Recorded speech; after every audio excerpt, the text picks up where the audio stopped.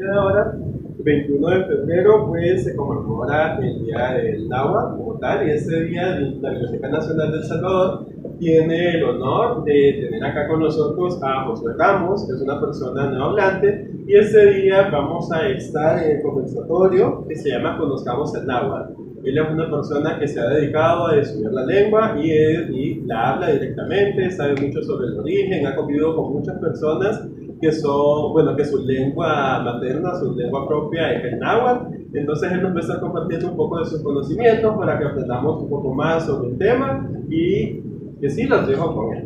A continuación. Bueno, pues sí, buenas noches a todos. Nuevamente, gracias por la espera. Como les digo, el objetivo de esto es hacerlo una especie de conversación. No que solo yo hable, sino también conocer o intercambiar aquellos saberes que ustedes puedan tener. Primero, claro, o sea, ya Enrique lo mencionaba, no, hoy 21 de febrero desde el 2017, Día Nacional del Náhuatl, es algo reciente que lo celebramos, sin embargo, creo que todos en mayor o menor medida siempre hemos sabido sobre el náhuatl, o algo que hemos escuchado antes. Entonces, para comenzar ya y no llevar tanto formalismo, me gustaría un voluntario o dos que conocen ustedes del náhuatl. Puede ser desde una palabra, desde que me digan se habla en tal lugar, ¿qué conocen? Bien poco se conoce de eso, la verdad, bien poco se conoce. O, por ejemplo, yo sabía algunas palabras, pero por la falta de práctica las fui olvidando. Igual los pocos lugares que han quedado últimamente acá en el país, no, ya es como que se va ahogando la lengua, como que ya no hay mucha auge. Por ejemplo, que por ejemplo había un poco más de gente nahuablante en algunos sectores, ahora es más reducido a través de todos los años.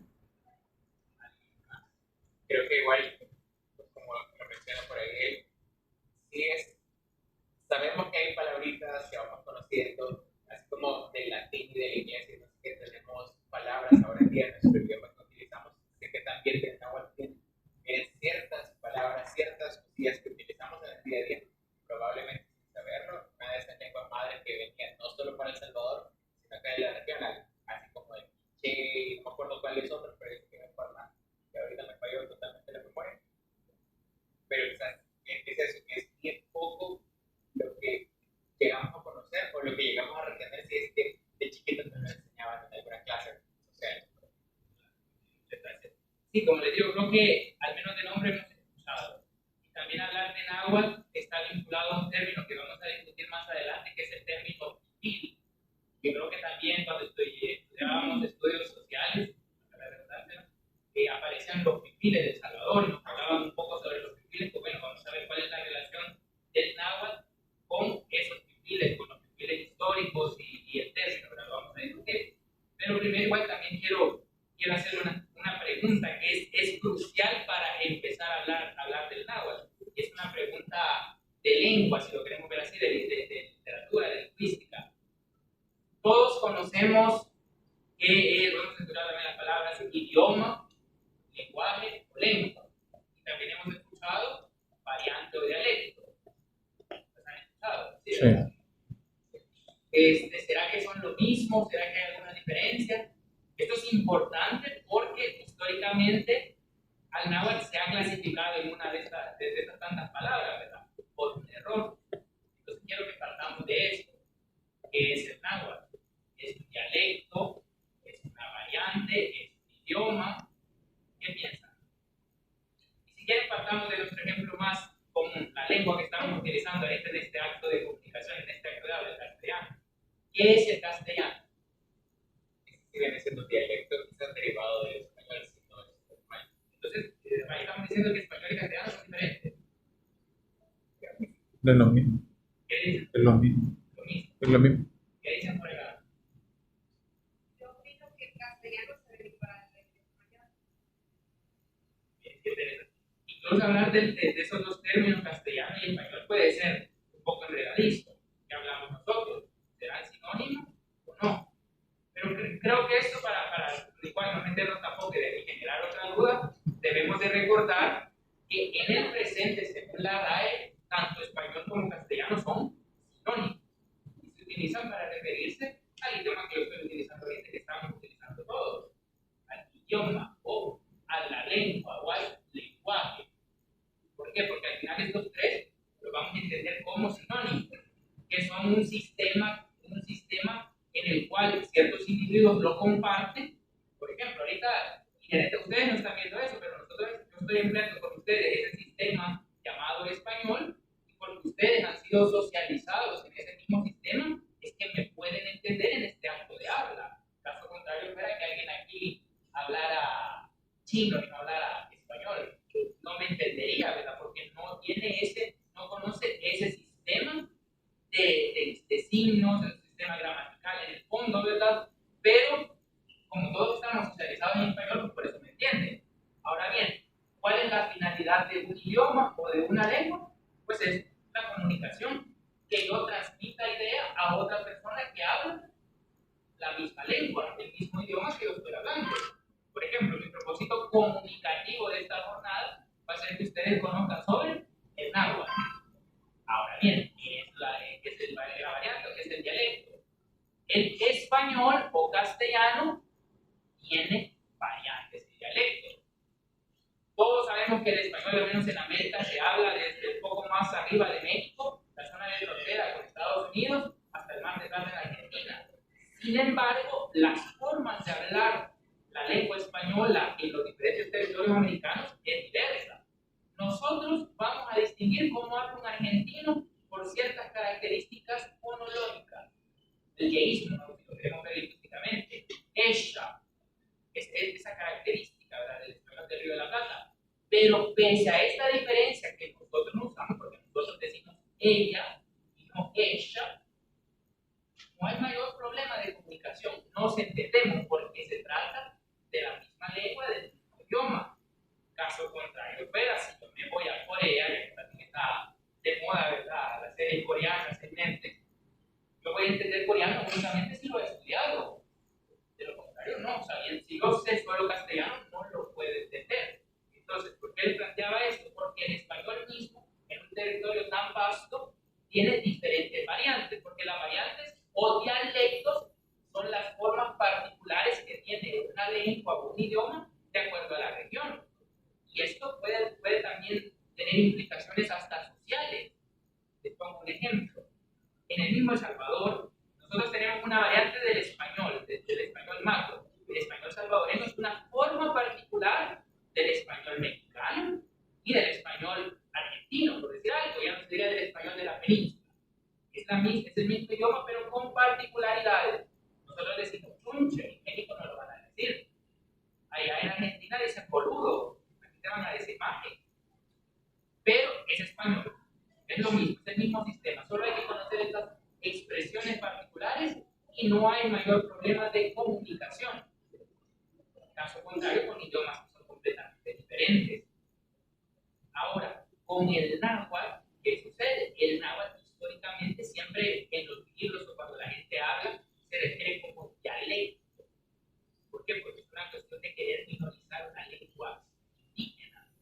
¿Por qué? Porque la piensan que no es compleja, porque solo la habla un grupo reducido de personas, como no tiene una expansión poblacional demográfica. Entonces, una lengua minoritaria, una lengua pobre, carente de palabras, no capaz de expresar muchas cosas, que es una lengua de prestigio, porque en las lenguas hay prestigio. El inglés es la lengua de prestigio del mundo moderno, por excelencia. ¿Por qué estudia inglés? Más allá de que no guste, porque se genera plata. O sea, la gente creo que más originalmente, más allá de amar el inglés, estudia el inglés por necesidad, porque en el inglés se asiente, porque puedo trabajar en un call center, porque si ya tengo el dinero y quiero viajar, me van a entender en inglés, porque es la lengua franca, ¿verdad? Yo voy a China, pero no sé mandarín, pero en inglés me defiendo. Entonces es lengua de prestigio. Y el español, de alguna manera, aunque con menos hablantes de comparación al inglés, también es una lengua de prestigio, porque es hablar de muchas regiones, ¿verdad?, de muchos territorios, en América Latina, en Europa. Pero las lenguas indígenas históricamente han sido vistas así también como dialectos, cuando en realidad no lo son. Eso quiero que nos quede claro. El náhuatl, como cualquier otra lengua indígena, aquí mencionaba el quiché de Guatemala, por ejemplo, o vamos a lenguas aquí, el extinto lenca de la zona de Honduras y también nuestra de Salvador del Oriente, son idiomas, son lenguas, porque tiene una complejidad interesante, tal vez sí tiene diferencias. El español sabemos que es una lengua barroca por excelencia, que en comparación su corpus está densamente cargado. Si lo comparamos con el inglés a veces tiene muy pocas expresiones, pero el español tiene mucha diversidad, pero eso es una particularidad. En el caso del náhuatl como lengua indígena, por ejemplo, yo les adelanto, el náhuatl es una lengua más verbal, carece de sustantivos. Por ejemplo, nosotros, al hablar de profesiones, decimos el agricultor, profesiones oficios, el agricultor, el cantante. El náhuatl no tiene esos sustantivos, pero el hecho de que no los tenga no significa que no se puedan expresar. ¿Cómo se resuelve? Bueno, como es una lengua más verbal, sería el que siembra, el que canta. Entonces así se construye y se resuelve la necesidad de no tener el sustantivo como tal, ¿verdad? De la gente. Entonces es muy importante que tengamos el náhuatl como una lengua, un idioma sumamente complejo en algunas cosas, tal vez a veces menos que otras en relación al español y otras completamente diferentes, un poco más elevados, las características que tienen. ¿Por qué podemos decir también que el náhuatl es una lengua? Porque tiene variantes dialectales. Aquí les hago una pregunta para que esto no se haga ruido. ¿Dónde se habló o se habla náhuatl en El Salvador en el 2024? ¿Dónde se habló? Ya no se habla más. ¿Y dónde se habla todavía? Allá. Yo creo que en Nahuizalco, creo. Nahuizalco, bien. ¿Otro lugar? ¿Y Salco? ¿Dónde queda? ¿De otro lugar? ¿Panchimalco? Se habló. Ya no se habla, pero se habló. Quizás en la parte de Chalatenango. ¿Salco?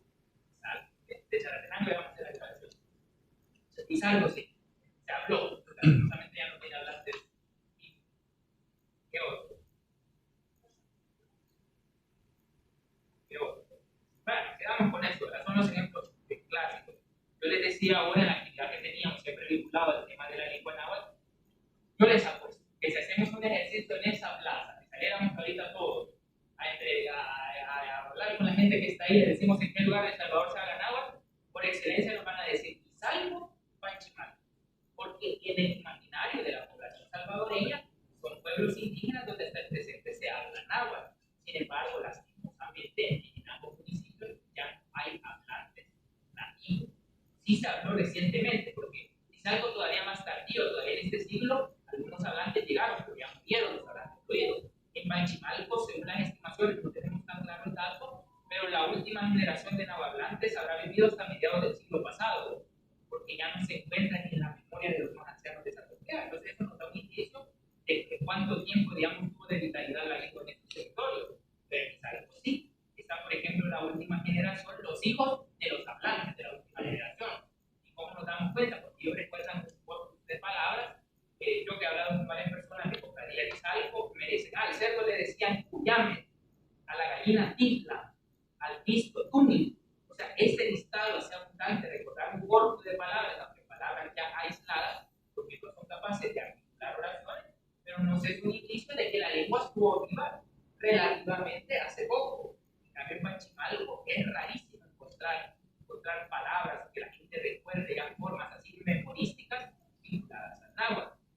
Los otros lugares que mencionaron Santo Domingo, en efecto, ¿verdad? Ese lugar en el presente tiene la mayor cantidad de nahuatlantes, pero cuando decimos la mayor cantidad de nahuatlantes no hay que alegrarnos, porque crecerán menos de 100 personas de ese municipio. Y si ese es el municipio emblemático que tiene la mayor cantidad de nahuatlantes, que estamos unidos en realidad, porque ya estamos viendo desaparecer a la última generación, hoy sí, de los hablantes nativos que aprendieron náhuatl antes que el español, que es su lengua materna, es el náhuatl.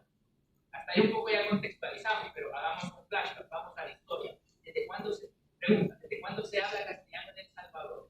Esa pregunta es fácil, la podemos hacer con fecha. ¿De la invasión de España?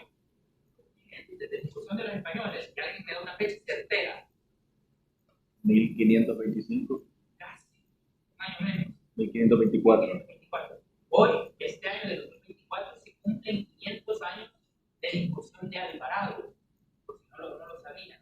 A mediados de año, la carta de relación que Pedro de Alvarado manda a Hernán Cortés, porque recordemos que la conquista de Guatemala y de El Salvador empieza en México.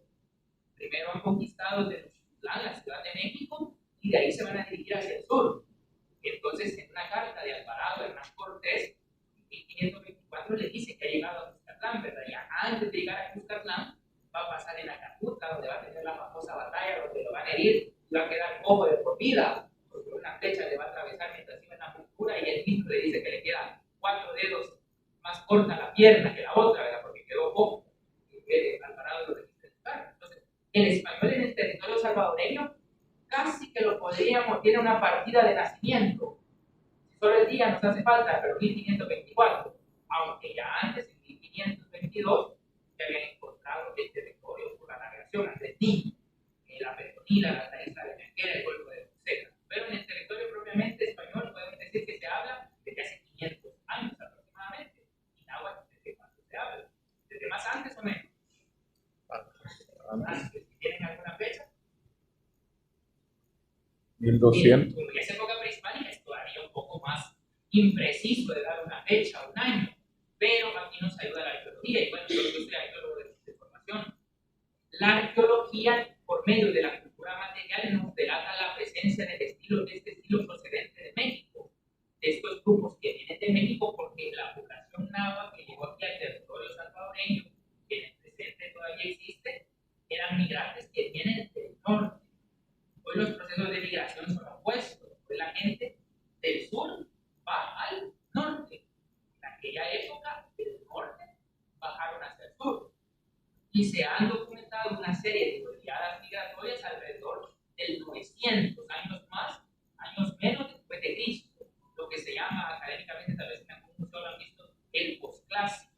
Después de la etapa del clásico, sigue el periodo posclásico de 900 después de Cristo, cuando ya comienzan a verse estos grupos de influencia mexicana, como se le llamaban, porque venían de los países del territorio mexicano, y comienzan a poblar la costa pacífica de Centroamérica, desde Chiapas, el último estado de México, antes del Reino de Guatemala, la costa de Guatemala, nuestro vecino, los departamentos de Guatemala, Escuintla, Santa Rosa, Jutiapa, y casi todo el territorio salvadoreño, desde Aguachapán hasta el río Lema. Casi que ahí llegaba la frontera cultural de donde se asienta el pueblo náhuatl. El pueblo náhuatl que habita y habitó mayoritariamente el territorio salvadoreño. Ahora, otra pregunta. Ustedes han visto que escriben a veces náhuatl con una L al final y náhuatl sin una L al final. ¿Por qué será eso? ¿Qué tienen alguna idea? Allá. El que tiene la L es que se aplica en todo, y el que no la tiene, el que caso la T es el que se habla acá en el país. ¿Eso lo sabéis? Yo tengo una duda. Acaba de referirse al pueblo que bajó de México para acá como náhuatl. No es la lengua. Ajá.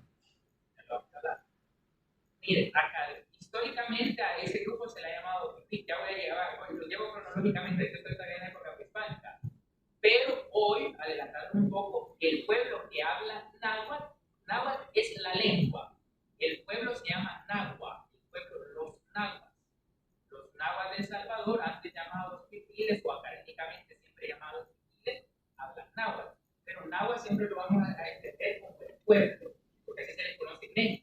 ¿Y son pueblos aztecas, descendientes aztecas o qué serían? No, ¿Serían otro son lugar? parientes. Ya voy a llegar a ese punto. Con eso voy a estar, ya voy a vincular a los aztecas. Les hacía yo esta pregunta de náhuatl y náhuatl porque son lenguas parientes, son lenguas primas.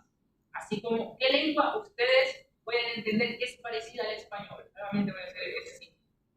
¿Cuál? Portugués. ¿Quién es pariente más próximo? Italiano. Francés todavía. Rumano, no sé si han escuchado, pero todavía. Y las lenguas ya más locales de estas zonas de la península, ¿verdad? ¿Por qué es que entendemos? ¿Por qué tienen rasgos comunes? Porque estas lenguas tienen una lengua madre. ¿Cuál es esa lengua madre?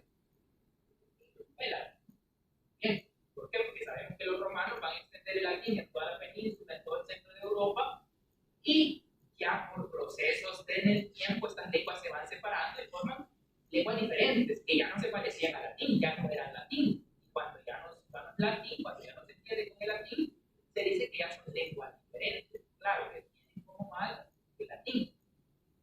Entonces los lingüistas siempre cuando encuentran una lengua tratan de clasificarla por las características, por la proximidad que tienen en familia, así como en el reino animal, ¿verdad? Siempre se hacen los mamíferos, están las familias, la taxonomía, no sé si podemos ver también en las lenguas se hace algo similar, se hacen familias lingüísticas. Por ejemplo, el español viene de la familia romance, de las lenguas romances, las de latín.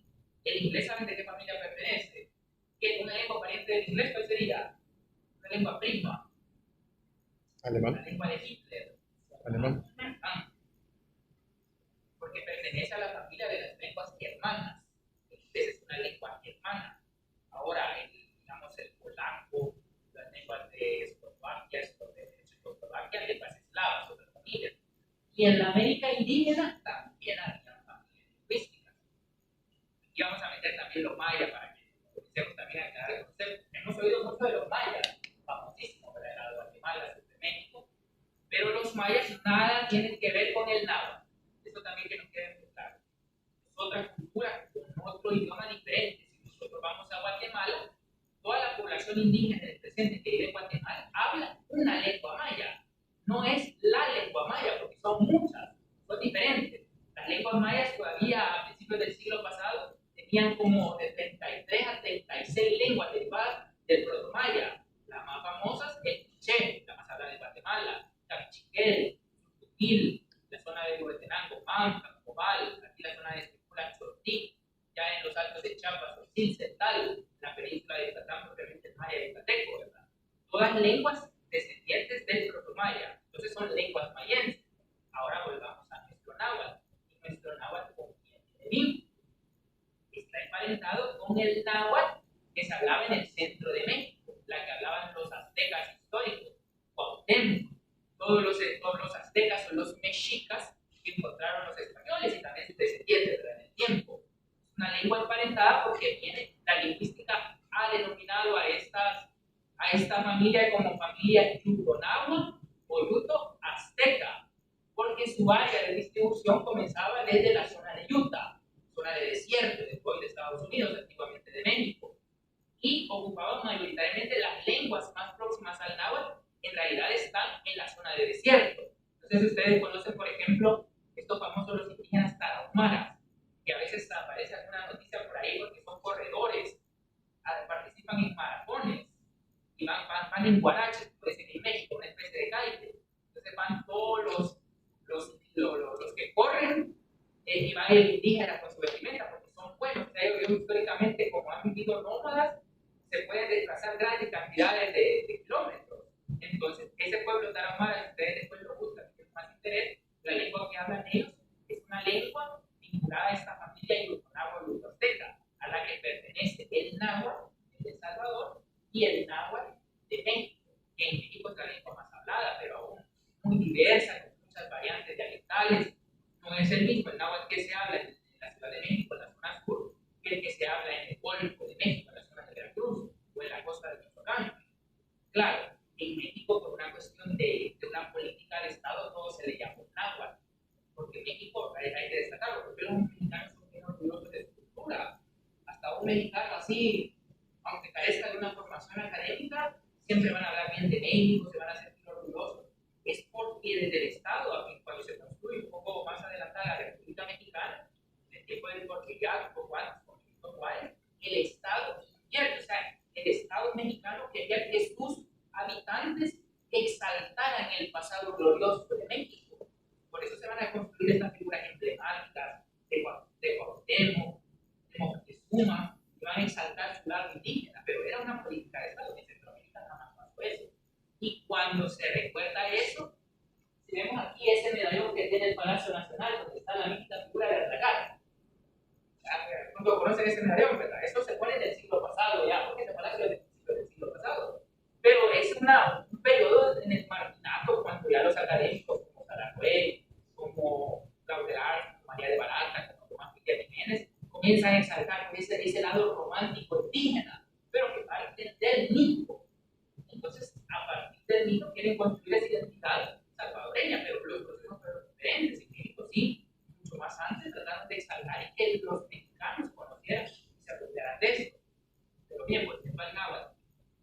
Son dos lenguas emparentadas, que vienen de la misma familia, sin embargo, muy diferentes. O sea, tenemos palabras, por ejemplo, se puede partir mujer, en náhuatl de El Salvador se dice sí,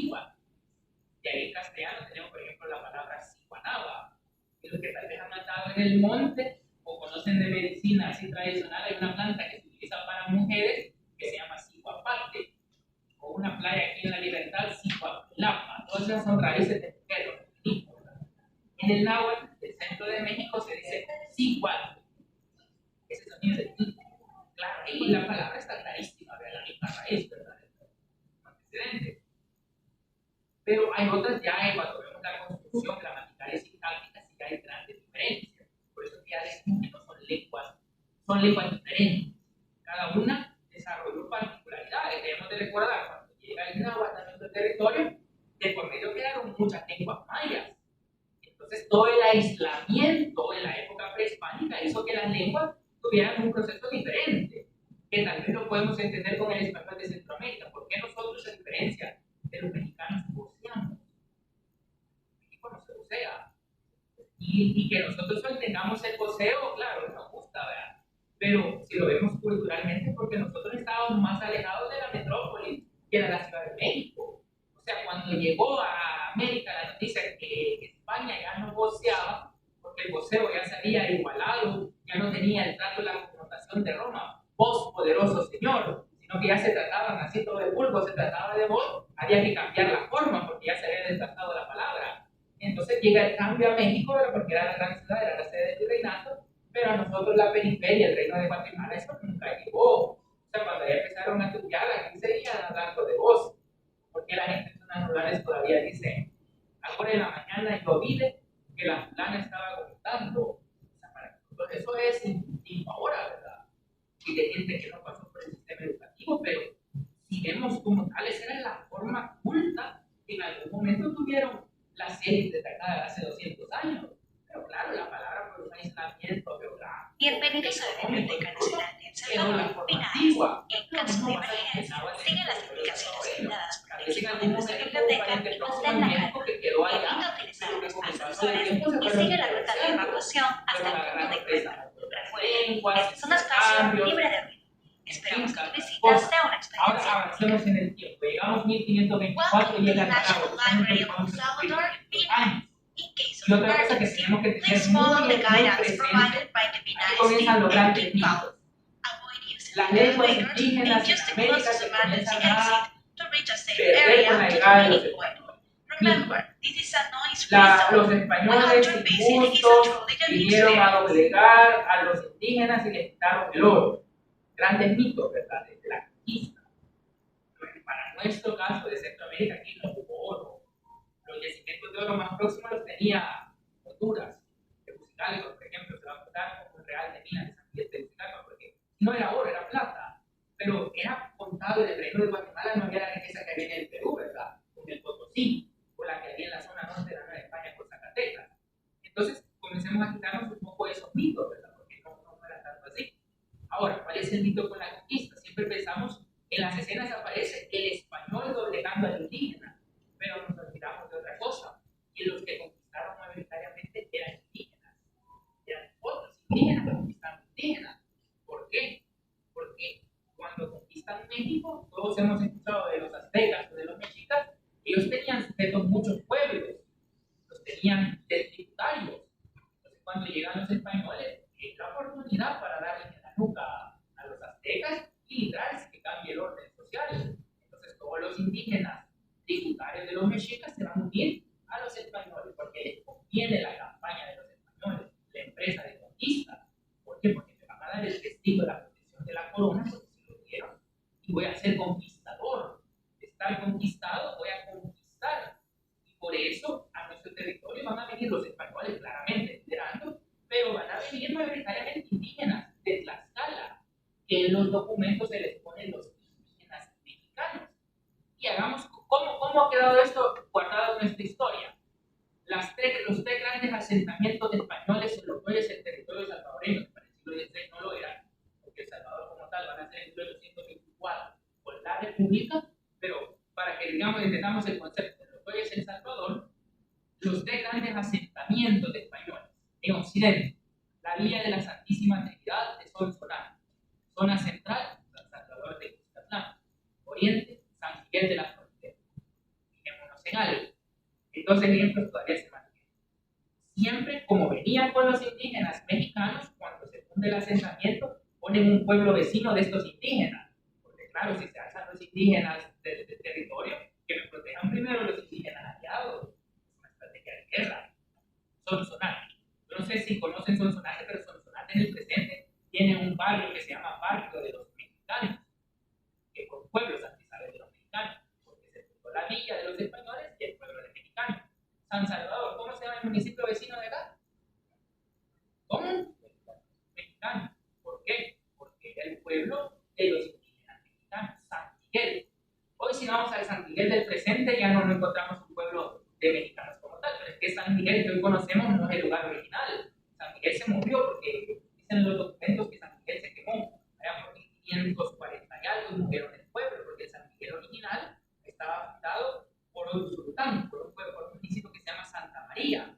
Y en Santa María hay un lugar que se llama Mexicapa, un cantón, porque se llamaba Santa María Mexicapa, el pueblo de los mexicanos.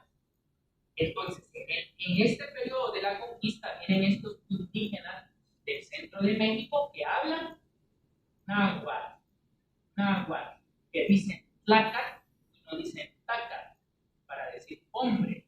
Y llegan a este territorio de la costa pacífica de Centroamérica y se van a dar cuenta que hay otros indígenas que hablan una lengua parecida, que entienden palabras, pero que como ya estaban distantes en el tiempo y habían tenido procesos de lengua diferentes, había cambiado y tenía sus particularidades.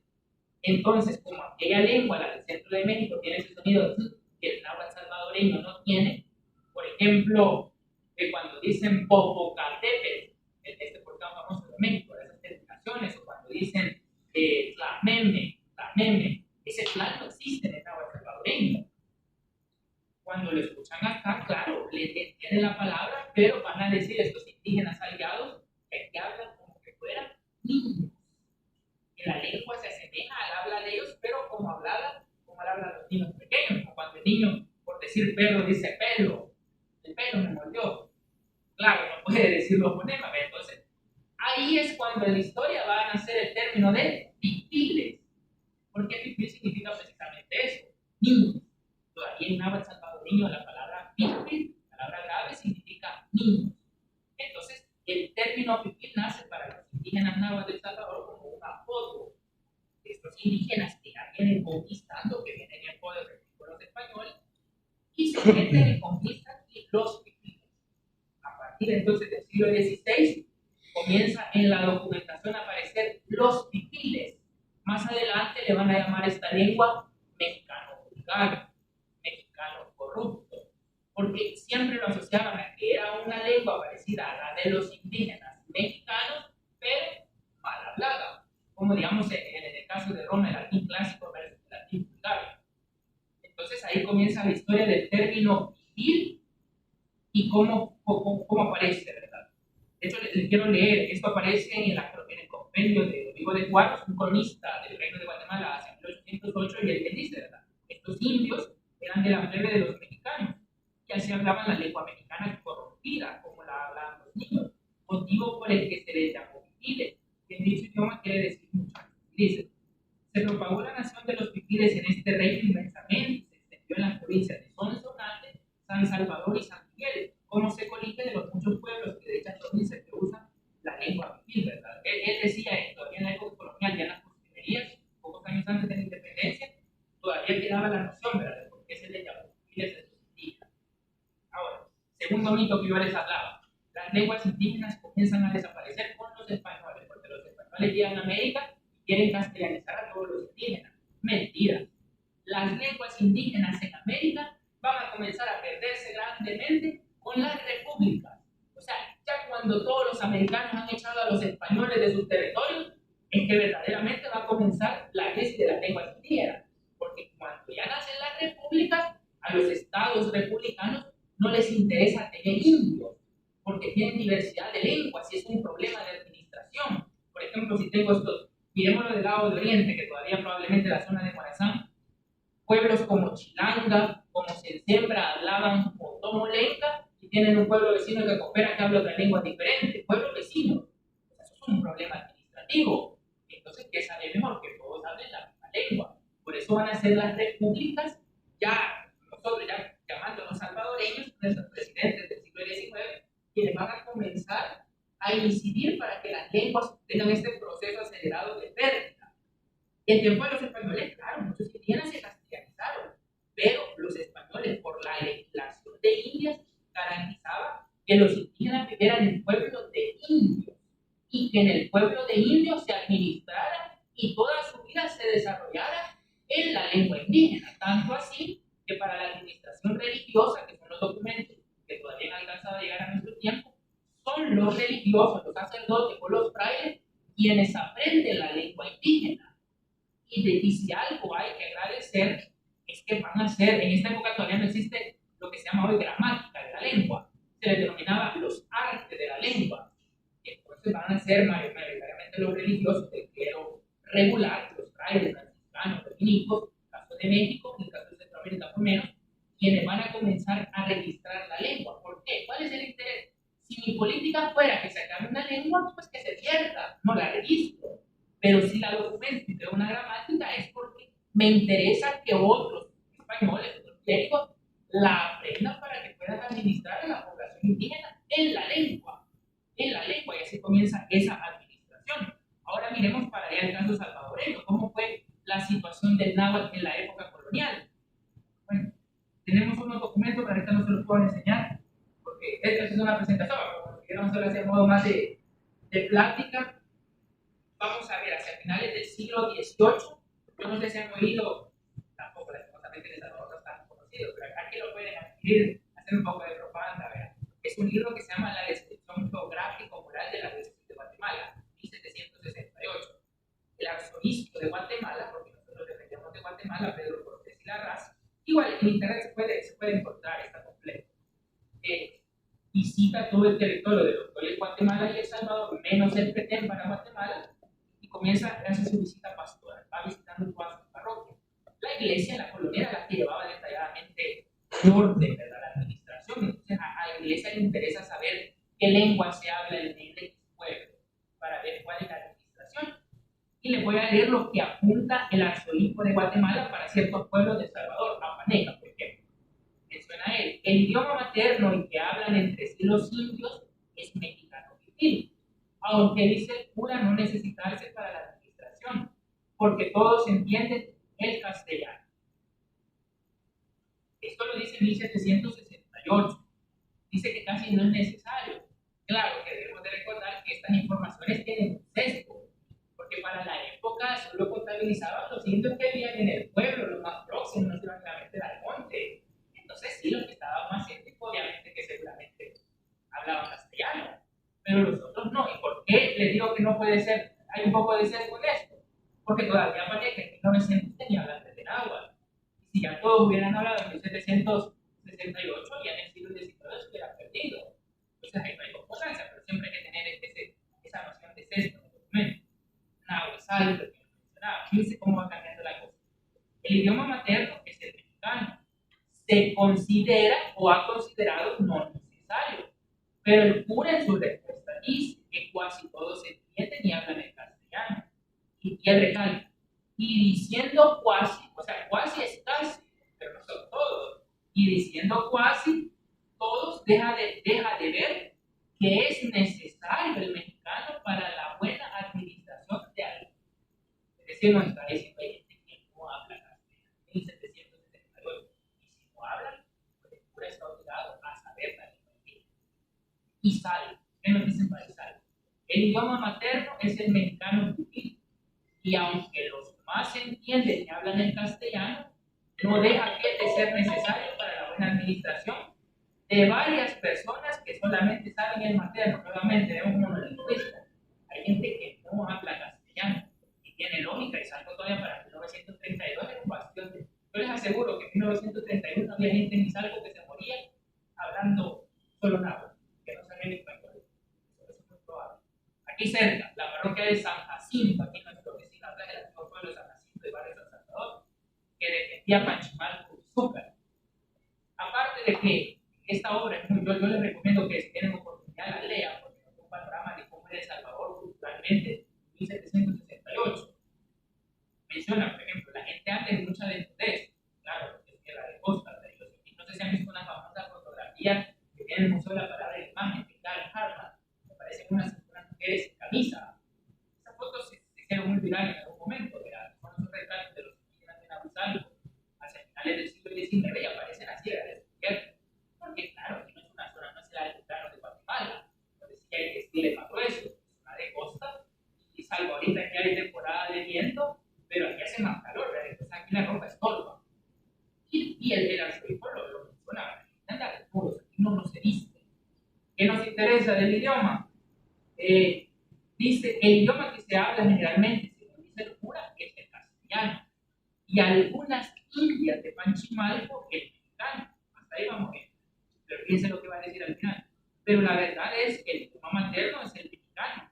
Y el que comúnmente hablarán los indios, por más que entiendan el castellano. Principal en los pueblos de Panchimalco y de Buzuca, donde no hay ladino. ¿Qué significa ladino? Mestizo. Claro, si toda la población es indígena, no hay necesidad de hablar español, siguen hablando la lengua indígena.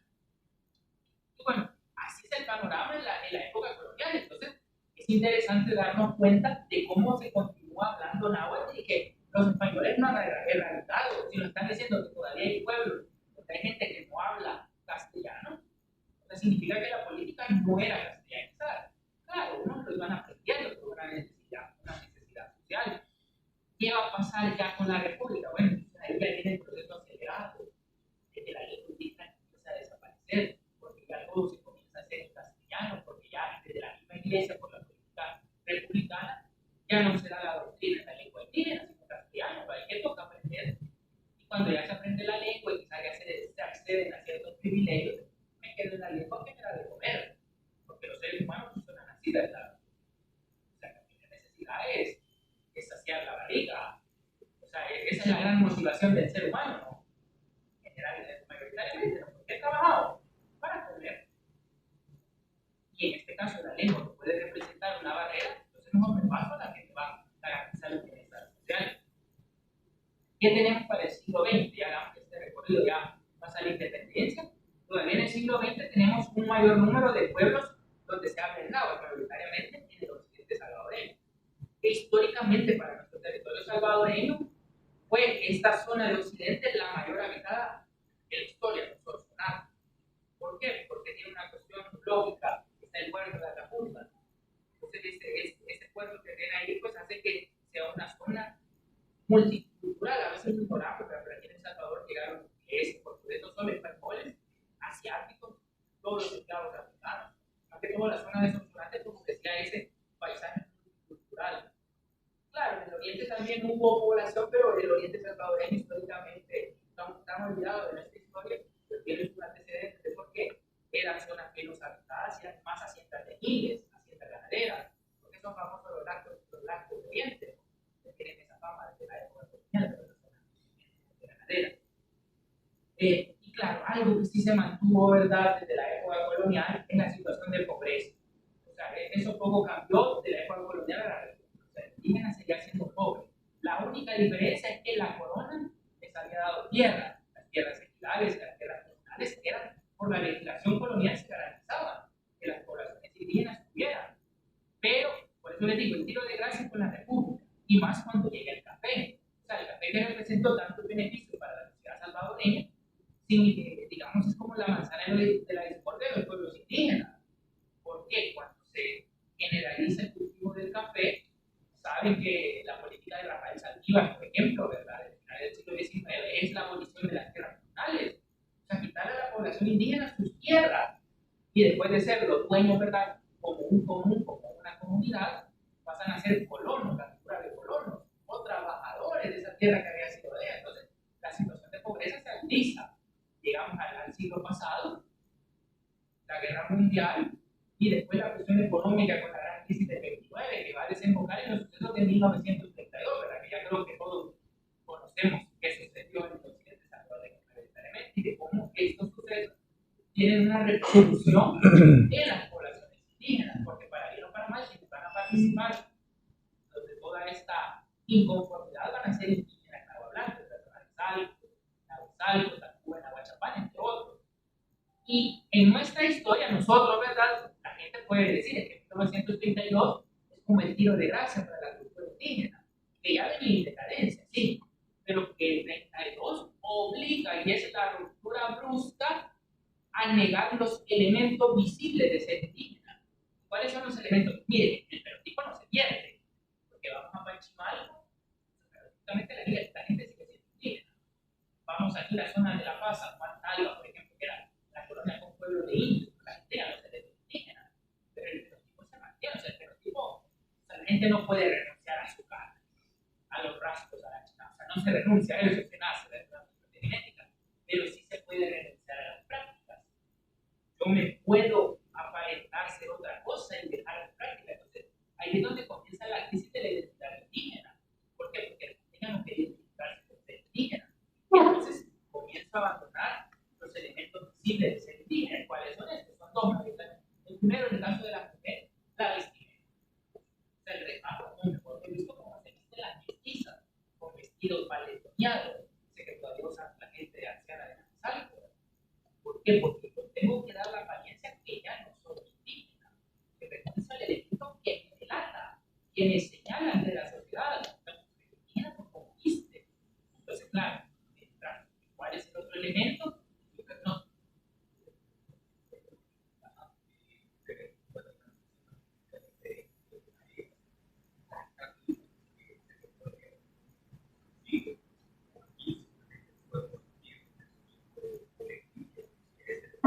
Fíjense que por legislación sí se prohibió hablar en náhuatl, eso fue un decreto de la época de Martínez. Claro, no decía que no se vistieran como indígenas, pero en la histeria colectiva podríamos decir, porque es algo que yo he cuestionado con la gente, ya le un poco contadores de mi experiencia, aquí se da esa ruptura de que esta generación ya no va a enseñar el náhuatl, porque ya no conviene que aprendan, porque se van a mejor que aprendan castellano.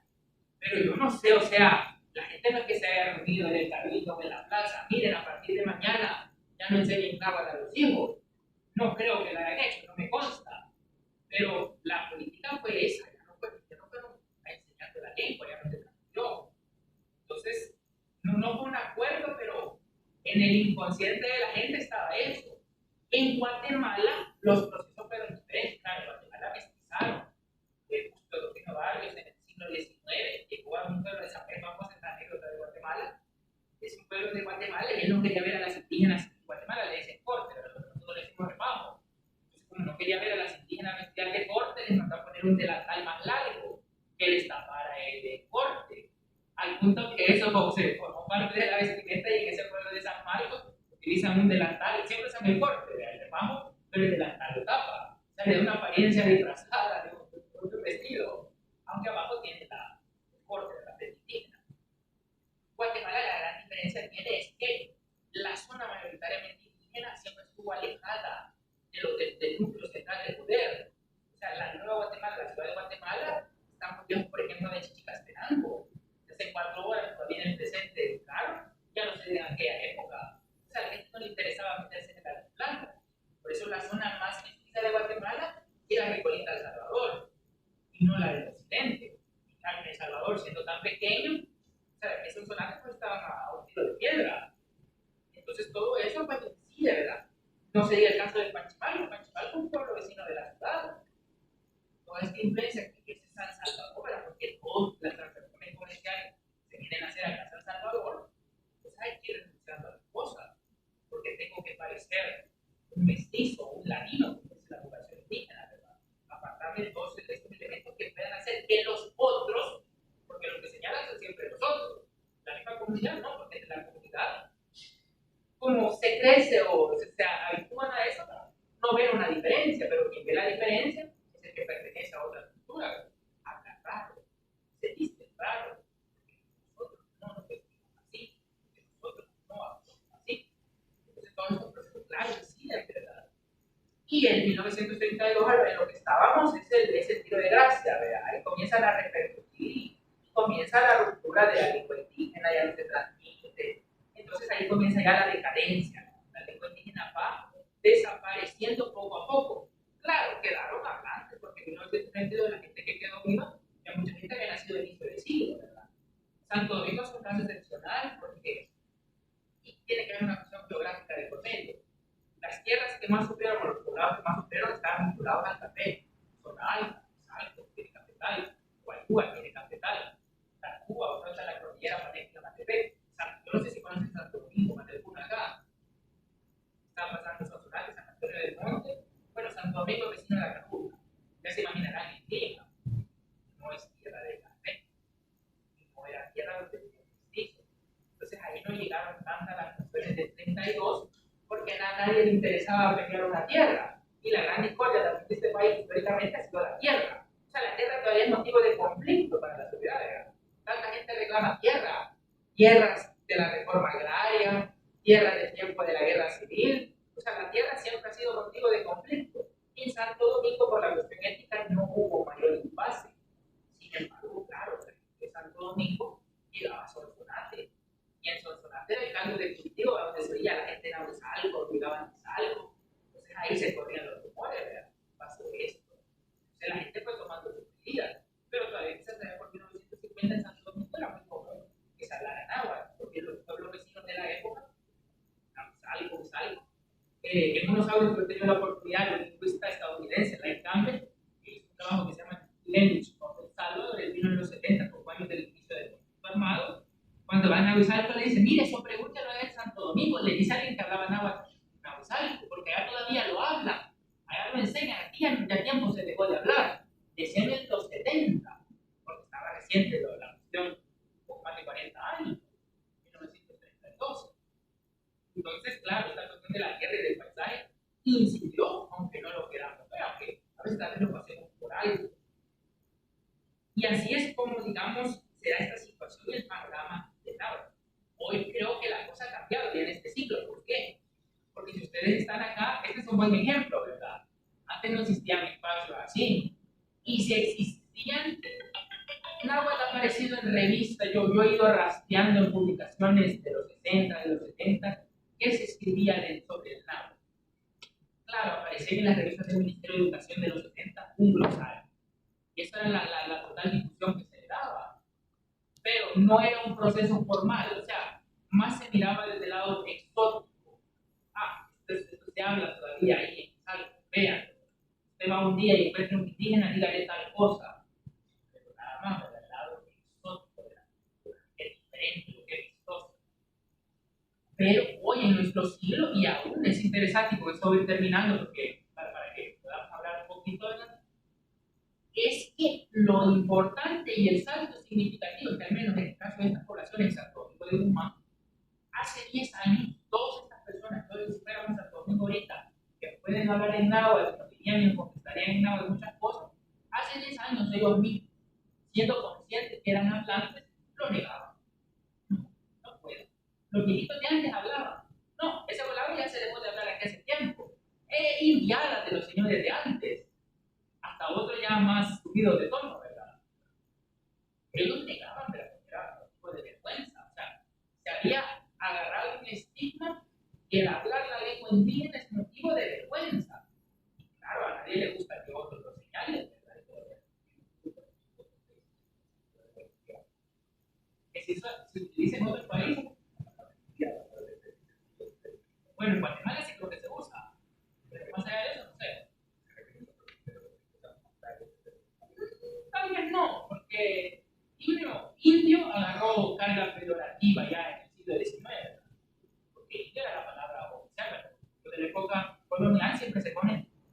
El pueblo de Izalco tiene 18 familias de indios conformadas por tal. Esa era la palabra. Pero claro, como las palabras en el tiempo se cargan. Yo les pongo un ejemplo de que la construcción de lenguas es tan interesante. Perro, ¿qué es un perro? Natural, ¿verdad? Pero miren cómo le damos, cómo se desgastan las palabras y cómo cambian el sentido. No se vayan a encargar, pero entre amigos dice, ¿qué tal perrito? Mi perro. Claro, el estándar del cambio es semántico. ¿Quién quita que en unos años la palabra se desgaste, ¿no? Pierda el sentido original de que era perro el animal, se quede chucho, por decir, ¿verdad? Y perro pasa a designar amigo, qué sé yo. Es una hipótesis, pero es un proceso de lengua. Eso pasó con indio, era la palabra, pero después la gente la fue cargando figurativamente. Porque nosotros en nuestra habla popular popular todavía tenemos expresiones como no seas indio, o este me sacó el indio, o sea, cuando se pone así como bien bravo, ¿verdad? O este es indio bajado del cerro. ¿Cómo se consignó semánticamente la palabra indio? Peyorativamente, ¿verdad? Pero la hacemos también romántica cuando hablamos de indios. Y dice, ay, ¿qué niño va a salir indio? Hasta el diminutivo, porque indio es malsonante, pero niñito ya es ternura, ¿verdad? Entonces, es interesante cómo se dan estos cambios. ¿Qué es lo que quiero destacar? Y con eso termino, por si quieren ustedes decir algo. Que la población que hablaba náhuatl ahora al menos se siente empoderada y se siente orgullosa de tener eso, porque los hace diferentes del resto de salvadoreños, que no hablan nada. O sea, ellos son bilingües por naturaleza. Tal vez hoy hay muchos bilingües porque aprendimos inglés, pero ellos casi que crecieron con dos lenguas a la par. Y eso ya no pasa en la sociedad salvadoreña, digamos. Tal vez alguien que ya estudió en inglés, sí, ¿verdad? Pero ellos aprendieron dos lenguas y tienen una lengua que es más antigua que el castellano en este territorio. O sea, yo les dije que el castellano tiene una partida de nacimiento, la que rastreamos, 500 años se van a cumplir. Ese es un cambio significativo, que la comunidad como tal, los herederos directos, se sientan empoderados. Y lo otro es que personas, digamos, nosotros culturalmente, yo no sé, no quiero entrar en ese debate si ustedes son indígenas o no, que se consideran, yo creería que no, porque como culturalmente hemos sido socializados como indígenas, pero partiendo de ustedes son que la población indígena se interese en este tema, pues también un avance. Que existan materiales, aquí en la biblioteca tienen el Principio traducido en náhuatl, tienen otro libro de tradición oral, del cual yo fui el compilador, ¿verdad? Que hace poco se me conversó todo eso acá, pero que se hable, que se promueva, que ya no sea algo, alguien me decía, él me decía, que era algo que de lo poco se sabía, pero hoy creo que se sabe un poco más de lo que se sabía antes, y eso es un gran avance, claro, la lengua se encuentra en una situación. Bienvenidos a la Biblioteca Nacional de El Salvador, Pinales. Así literalmente lo voy a decir con esa Sigue las expresión, indicaciones con una dadas pata por en el el equipo de panteón, nuestra biblioteca y mantén la calma. porque ya Evita menos de 100 utilizar los hablantes son ascensores mayores de y sigue 60 la ruta de años, evacuación hasta el y punto más de allá que para encuentro. acá, Recuerda, porque este es un espacio libre de humano, ruido. Esperamos pero que tu con visita ellos hay sea una una pérdida experiencia. tremenda, porque no solo la, claro, toda la Welcome to the muestra artística National de una Library persona of El siempre duele, Salvador, pero Pinales. con ellos In case of perdemos emergency, un please follow the patrimonio de guidance todo, provided by que the nos ha heredado Pinales team tantas and keep cosas, calm. y que las Avoid lenguas using como the tal, no solo en elevators náhuatl, sino and todas just las follow lenguas, the man nos steps ofrecen una to visión reach a safe diferente del area mundo, to the ¿verdad? meeting Cómo point. entender el mundo de manera Remember, no this is una a trilingua noise se free llama zone. así, We ¿por hope qué your ocupamos visit el is a truly tepate? learning Porque pen experience. significa boca y pate, pa, y nos echamos leche de tepate cuando tenemos fuego en la boca, o sea, porque nos abre las puertas de ese mundo, porque la mazacuata se llama serpiente venado, cosas que hablando español a veces también no ignoramos, pasamos desapercibidos. Entonces, esa es la importancia de la lengua, ¿verdad? Y que estos espacios se puedan hablar. No sé si tú quieres. Yo me quedé con la curiosidad de la segundo indicador, se podría identificar fácilmente el primero La vestimenta y el segundo idioma. Los hermanos notables la vestimenta. El idioma hay que escuchar a la persona hablar, ¿verdad? Pero eso no te la acaba.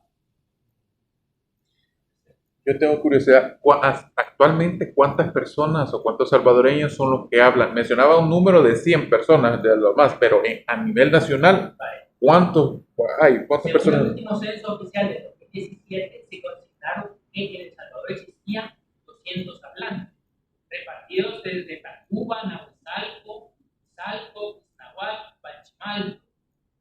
Eso tal vez algún otro se me queda. La cantidad así por municipio no lo sé, pero claro, ese es el proceso. Porque las personas que hicieron el censo no sabían, pero entonces le preguntaban, ¿ustedes indígenas? Sí, definan qué indígena es titil, es lenta o tal cosa, ¿verdad? Pero en cuestiones de la lengua también la gente le pudo decir sí, pero no constaba o no le preguntaron, dígame por la palabra, o tal no sabían, y la gente no lo dijo por pena. En El Salvador, que es curioso, ya por el 2015, todavía cuando el agua no era así tan igual, al menos de la población indígena, por cuestión del Ejecutivo se educó a la población hablante. Y este mono ayudó a que muchos nahuatlantes salieran, porque se hizo un capital en Santo Domingo, se convocó a la población para que participara, porque querían evidenciar, para que ganaran este bono que se les entregara, que eran hablantes del agua, que estaba todo el pueblo reunido. Entonces la gente fue diciendo, ahí apareció hablantes que decían no poder. Pero claro, no se quedó por medio, ¿verdad? O sea, la necesidad humana.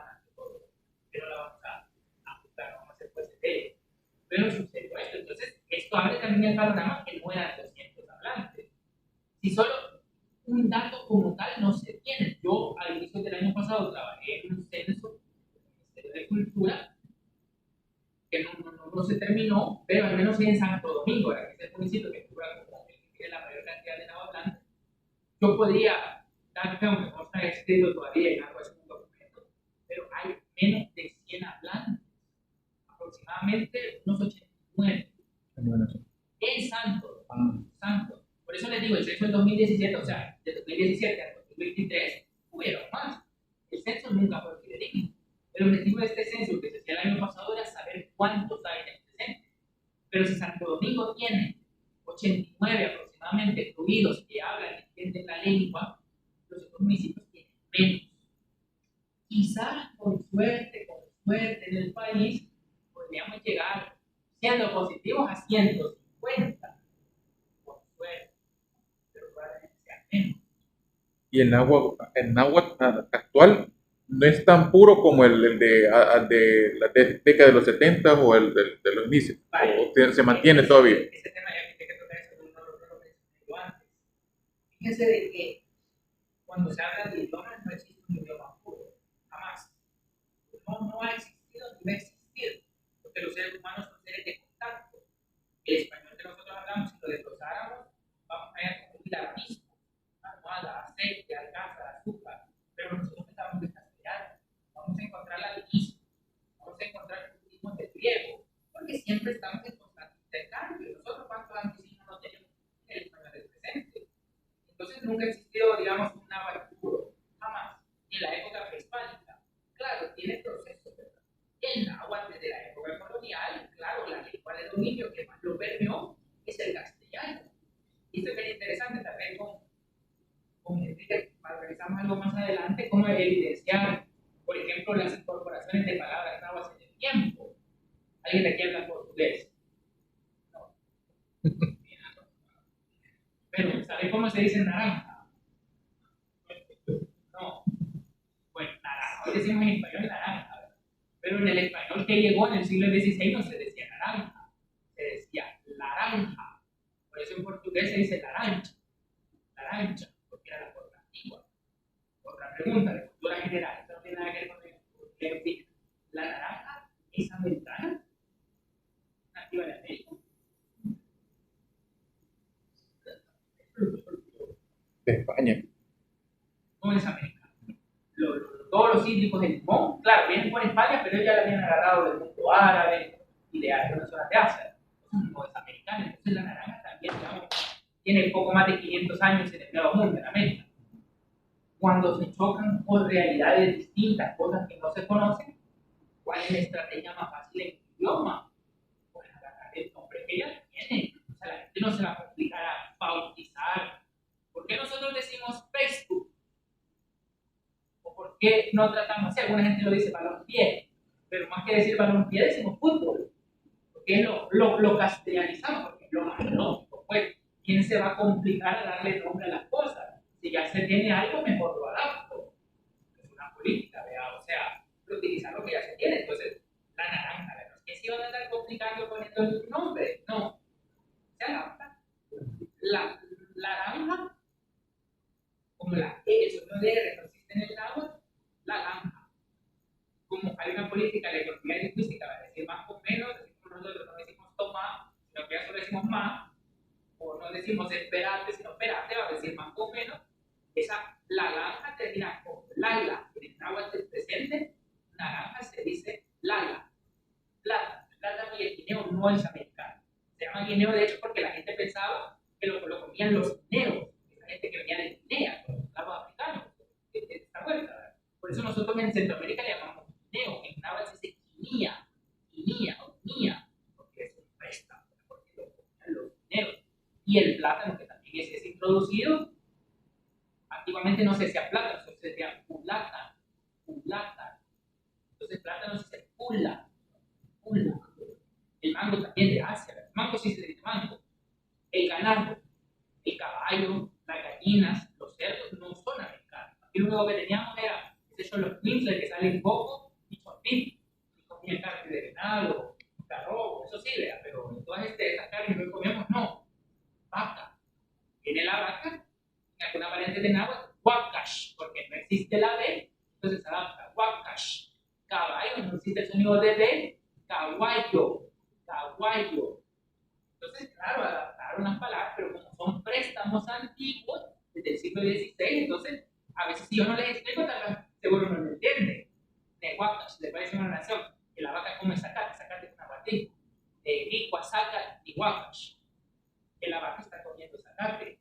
Pero si no les digo que la vaca, quizás no me entiendan, porque ya se diferencia mucho de la palabra castellana. Entonces, no existen las lenguas puras, jamás van a existir. O sea, el día que una lengua sea pura es porque la lengua se murió, porque ya no agarró ningún préstamo de otra lengua viva. Entonces, no van a existir. Claro, ahora lo que sí podríamos decir es que como el náhuatl también trae una decadencia, hay algo que en lingüística se llama glotofagia, que la lengua de dominio se come a la pequeña. Es como cuando nosotros estamos aprendiendo inglés y quisiéramos decir yo tengo hambre y dijera I have hungry. Porque yo en español digo tengo, entonces agarro el have, el verbo tener, y en inglés dice solo I am hungry, no I have hungry. Pero hice el calco de mi lengua materna a la otra lengua, ¿verdad? Entonces eso pasaba en el náhuatl. El náhuatl estaba muy débil, la gente hablaba más español que en náhuatl, la estructura del español sí lo tenía en náhuatl.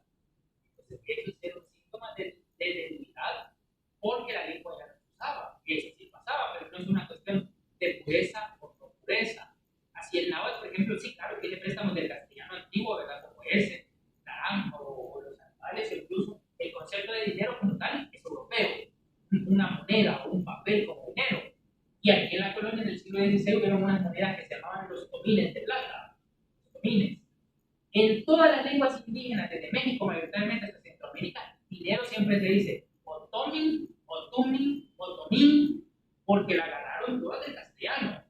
O por ejemplo, todas las cosas que venían de Castilla, ¿verdad? Porque así se llamaba para la época. El concepto de España, nosotros en español siempre decimos pimienta de Castilla, paloma de Castilla. Y en las lenguas indígenas, para decir que no era americano, siempre se le daba el adjetivo de Caxlán o Castilla, que viene de Castilla. Para decir, por ejemplo, la gallina, por ejemplo. Las gallinas no se llamaban gallinas, como le decimos ahora. Porque en el siglo XVI distinguían al chontipe y le decían gallina de la tierra. Cuando en un documento colonial aparece que es fruta de la tierra o ropa de la tierra, es que es americana, que se hace en ese territorio. Y lo que es extranjero se dice de Castilla. Entonces, para distinguir al chontipe de la gallina, ponen la gallina de la tierra, que es el chontipe o ajolote, y la gallina que hoy conocemos, la gallina de Castilla. Pero decir gallina de Castilla, fíjate, voy a comprar una gallina de Castilla, algo. Fueron acortando y les terminaron diciendo Castilla, la gallina. Tengo 5 castillas en mi casa y ponen huevos. Entonces, esta palabra Castilla es la que van a agarrar en náhuatl. Castilla, Castilan, al punto que termina la palabra Tislan para referir a gallina. Por ejemplo, en las lenguas del oriente salvadoreño se agarra la onomatopeya, el pío, Caxlán pío, porque el pollo hace pío, entonces Caxlán pío porque es extranjero también. Entonces son estrategias de adaptación de las lenguas, ¿verdad? Porque son lenguas de intercambio, entonces siempre están en contra. Yo quería saber qué otro, ya mencionó lo del bono, pero qué otra detonante ha habido en el tiempo que ha hecho que las personas cambien su perspectiva de ligarse, de su identidad, a volverse orgullosos de ella Miren, yo creo que este proceso de que se le ha dado el valor en la sociedad, ¿verdad? O sea, el sistema, hoy que les voy a hablar un poco del sistema educativo, pero también conocido, el hecho de que personas de la comunidad indígena, nahuatlanas, participen, sean más claro, tienen la formación de docentes, porque son, muchas de ellas tuvieron una escuela de avanzada, algunas con suerte alcanzan a leer, con dificultades, pero el hecho de que tomen parte en una dinámica del sistema educativo, como se considere como maestra, ¿verdad? Aunque tienen claro una maestra de profesión a la par, o sea, ella se siente orgullosa, yo estoy ganando por mi lengua, ¿verdad? O sea, mi lengua, ¿quién iba a decir, verdad? Que esto, yo pensé que no me iba a servir en algún momento, ¿verdad? Pero esto tiene valor, ¿verdad? Entonces, ver también todas esas pequeñas acciones, por ejemplo, la gente de las comunidades que está en San Salvador, es un gran privilegio. nada, no, pero mira, San Salvador, evento, que va a estar claro, tal, cierta personalidad. Entonces, desde esas pequeñas acciones que podrían parecer triviales, ¿verdad? Hasta el hecho de que existan canciones, ellos se han atrevido a más, a componer, agarran tonas de ranchera, ¿verdad? Música esta famosa, las palomas, escuchaba la gente de sus abuelos, agarran la melodía y le ponen una letra en náhuatl. Entonces, esa invención que existe en parte de la comunidad, o ver el hecho de que el náhuatl se comienza a escribir también, son acciones que han permitido que la gente se empodere. Hoy hay gente que se lamenta, como es Marco, ¿verdad? El grupo de allá ahorita. Es que antes los señores así hablaban, pero nunca les pusimos cuidado. No nos interesaba. No creímos que esto pueda llegar a valer. Entonces, claro, la gente también ya se da esos elementos que son los que han contribuido. Y también nosotros, ustedes. Yo no les pregunté cuál era su motivación, si era, por qué el miedo, pero siempre pues a veces nos gusta tocar lo que tiene la gente, por curiosidad, por una búsqueda de identidad, pero yo quiero creer que nuestra generación de salvadoreños está ansiosos de conocer sus identidades.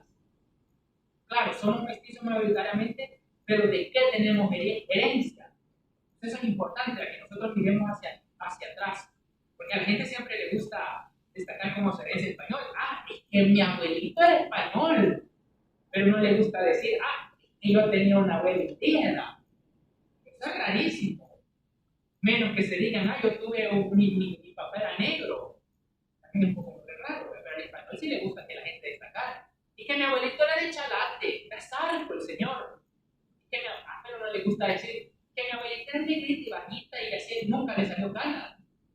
No, vea, porque hemos cambiado, o sea, nos gusta. Claro, todos tenemos algo que se llama un blanqueamiento cultural, pero a veces ustedes hacen experimentos que a un niño le dan dos muñecos, uno negro y uno blanco. Y le preguntan que cuál es el bueno y cuál es el malo. Y la gente dice que el bueno es el blanco y el malo es el negro, porque así se ha construido, ¿verdad? Que lo negro es malo, que es feo. Le dan un niño todo blanquito, ¿sabes? Ay, qué chulo este niño, qué bonito.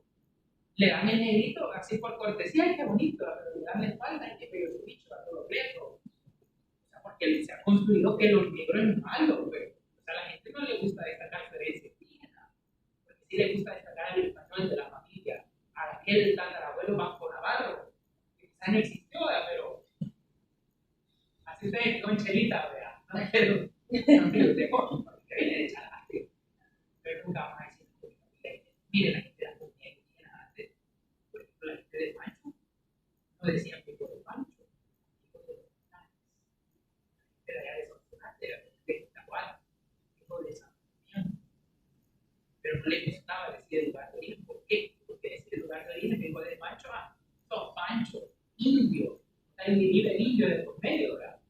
Hijo de Quintahual, indio, bueno, hijo de San Damián, hijo de Armenia, sí, había pueblos así ya más civilizados, ¿verdad? Entonces, claro, pero yo digo que la sociedad ha ido cambiando poco a poco, ¿verdad?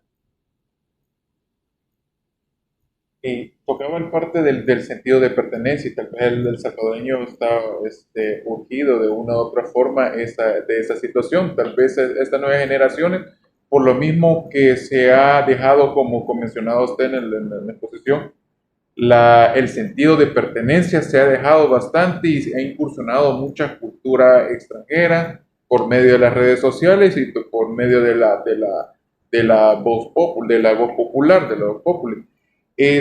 ¿Cómo está haciendo el actual gobierno y algunos ejemplos del pasado también? ¿Qué se hizo para resaltar este orgullo de ser salvadoreño, la pertenencia de los pueblos en los cuales uno se inicia? Por ejemplo, vemos este esfuerzo que primera vez que lo veo, ya había visto anteriores en el MUNA, pero ocupando este tipo de espacio que ya fomentando un poco más la cultura salvadoreña y que más se puede venir y que más se puede incentivar de formas gubernamentales a los jóvenes para que se incentiven en la parte náhuatl. Bien, para hablar un poco de esta pregunta, primero quiero partir de algo que es crucial también en este proceso. Más allá de que la gente que nosotros nos interesemos, es excelente, es muy bueno, es loable. Creo que el gran desafío, y algo que no mencioné, es de que las comunidades, digamos los abuelos de los los nietos también de los nahuatl, digo si son reacios a esto. O sea, un joven de Santo Domingo, poco interés ahí en aprender náhuatl, son los de fuera. O sea, porque creo que todavía existe muy en el fondo la cuestión exótica, ¿verdad? Algo raro, un sentido de pertenencia, qué sé yo, ¿verdad?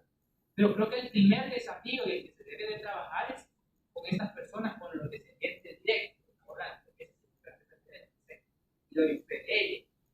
Ahora, con las medidas, nuevamente, yo les decía, se comienza, pasa 1932 y se da etnocidio, pero inmediatamente el tiempo de marcato van a comenzar a hablar de cuentos de Carlos de Tobago, de la Rueda, 1933. Van a aparecer las narraciones de Claudia Laz, el director del museo Tomás Miguel Jiménez, que fue la letra del marcato de los años 30, va a publicar un libro que se llama El Náhuatl de Tunalá. Van a aparecer los intelectuales salvadoreños de los años 30 hablando por primera vez de indígena, pero claro, del modo romántico. Cuentos de Barros es muy bueno, ¿no? Porque no sé, es un reflejo de cómo hablaba el campesino que Salvador conoció y conserva esas expresiones muy propias, ¿verdad? Pero más allá de eso, también podríamos ser críticos, que es válido ser crítico para el lado bueno. Está señalando como hasta cierto punto la ingenuidad de los indígenas del campesino, ¿verdad? Como el famoso cuento de la petaca, que la mandan donde el sobador y no le bajan en vez de bajar la petaca de arriba, le sacan una petaca de abajo, ¿verdad? Entiéndase la alusión, vea que el sobador violó a la muchachita. Entonces, un poco la ingenuidad de los indígenas así todavía descrito de esa manera, supersticioso, porque aparecen relatos de superstición y el indígena ingenuo. Pero digamos, se comienza ahí, aunque no era la manera de representarlo, pero claro, ahorita soy buen desde mi presente, pero en la época pues eran las ideas y era válido. Entonces cada uno después debe entender de la época. Más adelante, ya desde educación van a comenzar a aparecer, por ejemplo, estas cartillas, una revista que se llama Cultura, una revista del Ministerio que se llamaba Zopame, otra revista de la Cofradía, pero como exótico siempre. Al menos siempre se tuvo en el imaginario, siempre quiso aparecer. O yo no sé, por ejemplo, si tal vez de sus papás han escuchado que en los centros escolares se enseñaba una famosa canción en náhuatl, como por los 70, 80, Cancalautunal, y la gente lo cantaba, Cancalautunal, y era náhuatl, solo que el mal enseñado, era una recuperación de María de Barata, que también va a publicar como por los 50, que es plan típico, pero siempre romantizando al indígena. Pero hasta cierto punto en la documentación que se tuvo, la de las más antiguas, seguimos avanzando en el tiempo. Y bueno, no había muchas cosas, ¿verdad? Siempre se miraba lo indígena hasta poco antes del conflicto armado como algo turístico. Sí, es que hay que llegar a Salto, pero hay que ir a ver a los inditos en la cofradía, lo que van a hacer el baile del venado. Siempre lo exótico pegado a lo turístico. Los cambios se van a comenzar a dar con los acuerdos de paz, porque ya cambian, entonces van a comenzar a aparecer, por ejemplo, los movimientos indígenas, que también tienen su lado bueno y su lado malo, porque ahí también ya se cambiaron las intenciones de los movimientos, ¿verdad? Ya va a aparecer la corriente neoindigenista. Eso es otro tema para hablar de cómo se comienza a desvirtuar lo indígena por buscar la pureza. Siempre el ser humano ha querido, no sé por qué tenemos esa situación de buscar lo puro. Entonces, esos grupos neoindigenistas no les gustó el elemento hispano, claro, o sea, 300 años de conquista no podían pasar de por gusto, no se podía tapar con un dedo toda la herencia del mundo europeo, del mundo hispano. Y para bien o para mal, eso creó sincretismo en las comunidades, la veneración a los santos, pero una interpretación nueva, no católicamente canónica. Pero a estos grupos que aparecen ya a partir de los 90 no les gusta eso. Y ellos quieren volver al pasado prehispánico. No, que no podemos tener un santo porque son de los conquistadores. Mejor hay que poner a Quetzalcóatl. No, que mejor Tlaloc. Pero esto es un proceso también de una nueva colonización, porque estamos ignorando todo el proceso de resistencia. Sí, es la figura de un santo, no se puede negar, pero en el imaginario del pueblo no es el santo católico, sino que ya tiene una historia alterna, de que el santo hace los truenos, no lo dice la tradición ni las hagiografías de los santos, pero la gente no entiende eso, solo de los supervisantes. Nunca se sentaron a hablar con los ancianos de la comunidad. ¿Cuál fue el otro gran error que se mantuvo históricamente? Porque todavía en algunos medios a veces aparece náhuatl. Porque nuestros académicos nunca quisieron ir a un pueblo que tenía aquí a la vuelta de la esquina, se fueron a México. Y pensaron que viviendo a México y estudiando en México se calcaba y era lo mismo. Y por eso el gran error de Pedro Rivas. Agarran náhuatl, o sea, parte del trabajo de ellos es bueno, pero hay que verlo con pinza. Porque a veces tienen mucha copia de México, pero no por nada México. Y era más cerca, y así tal vez la gente iba a poner resistencia en los años 50, pero a alguien se iban a agarrar, aunque sea un bolito, a veces un bolito daba buena información, y más en aquella época. O sea, sí, uno en antropología, ¿verdad? Sabe que la mejor, que no lo vayan a tomar así.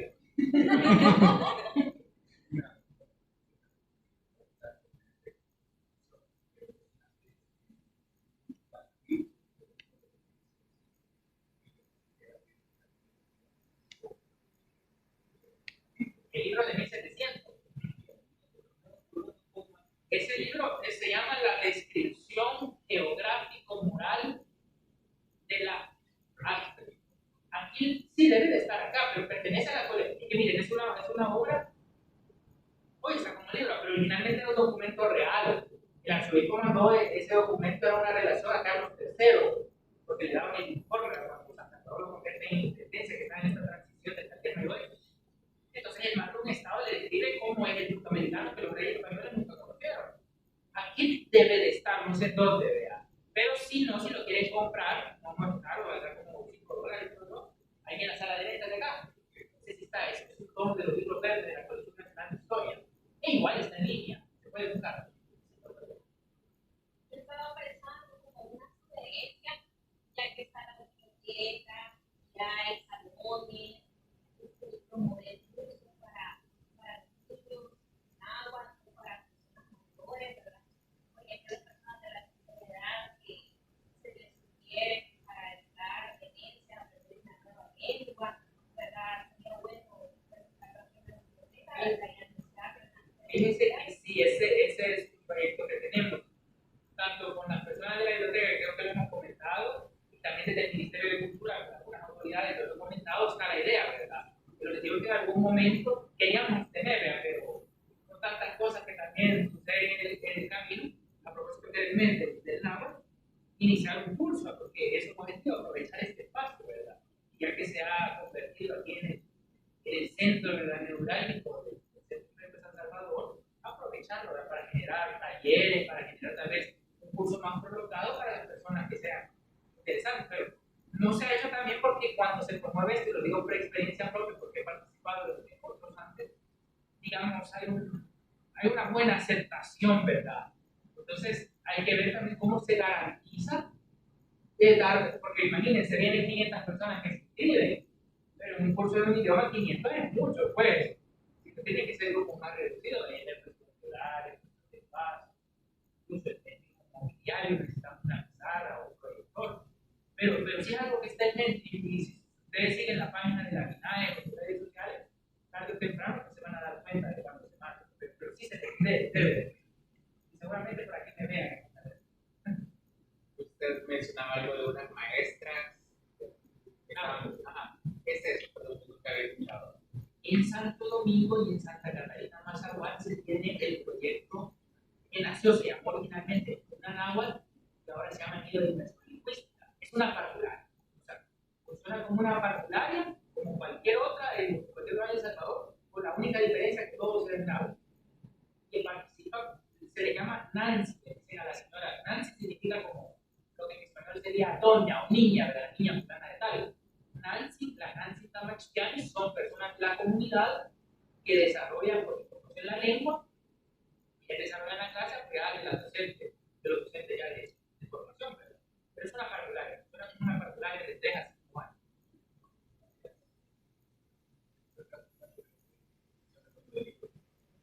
¿Cómo? La descripción geográfico-moral de la diócesis de Guatemala de Pedro Cortés y Larraz.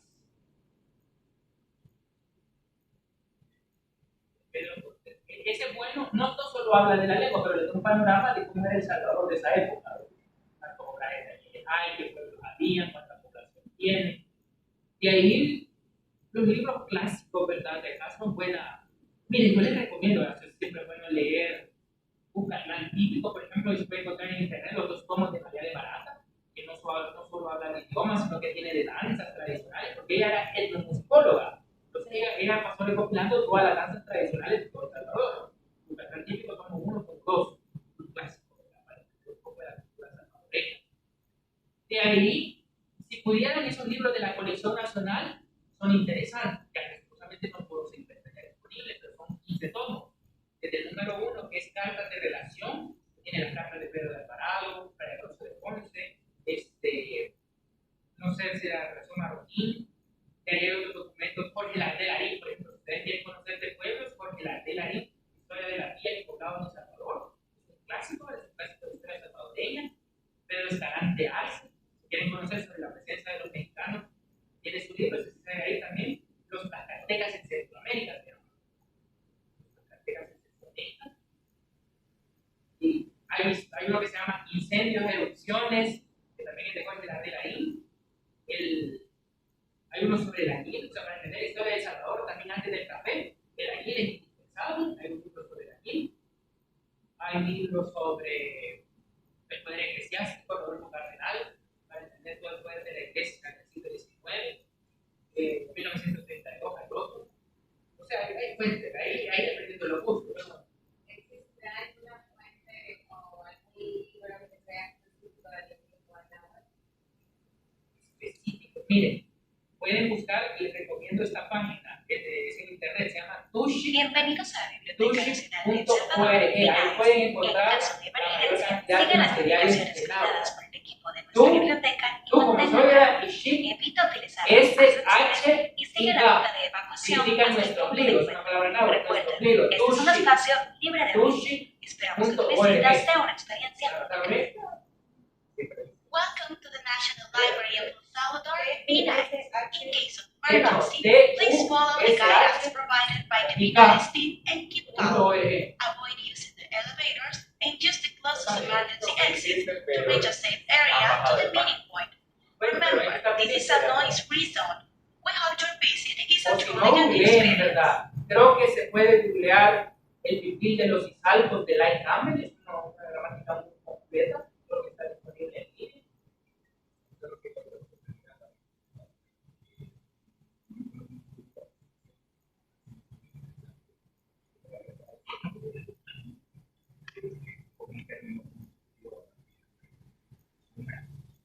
Sabor, alto.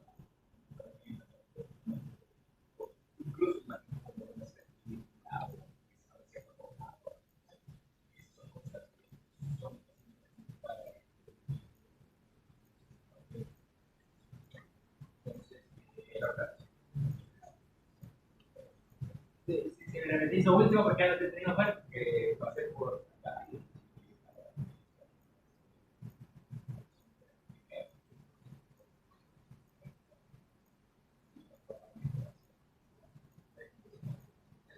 Bueno, gracias. Sí, espero que les haya gustado. Y lo hago muchas veces, me dan cuenta lo mucho que sí, les digo, lastimosamente, esto es una presentación, en la presentación incluso tengo, a mí me lo salté porque no tenía sentido que se lo explicara, pero yo les muestro cuando los proyectos, los documentos coloniales, ¿verdad? Lo que existe, que manuscritos impresos de náhuatl, esos artes que mencionaba también, y otros cuadros que tenemos, ¿verdad? He hecho un poco de investigación histórica de archivo para las fuentes, y te recomiendo, también se puede encontrar en internet, se llama El Compendio Histórico de la Ciudad de Guatemala, de Domingo de Cuadros, 1808, con 2 tomos. Esa es una crónica de todo el reino de Guatemala, pero tiene datos específicos. Compendio Histórico de la Ciudad de Guatemala, así se llama, pero no solo habla de la Ciudad de Guatemala. De la Ciudad de Guatemala, de Domingo Cuadros, 1808. Es la última. Cuadros es considerado el último cronista colonial. Yo sé que cuando, digamos, un elemento en particular como los cantos en náhuatl, digamos que hay como, digamos, la versión de, ¿cómo decirlo? Que son unos cantos folclóricos propiamente en náhuatl o son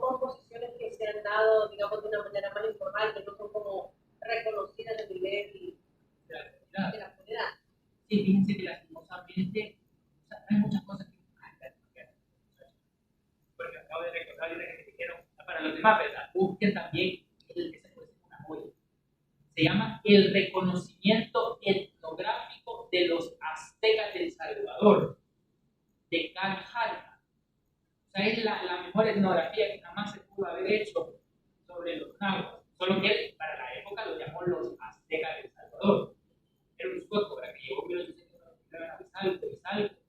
Y me recordé a propósito del canto, porque lastimosamente hay muchas cosas que se tienen. Hay cosas que debieron existir, pero ya no alcanzamos a salvar. Y con los cantos o con estas cuestiones vinculadas a las manifestaciones artísticas, quizás de las pocas cosas que sobrevivían eran, por ejemplo, no sé si han escuchado la danza del Puche de Monte, pero esa danza era un teatro.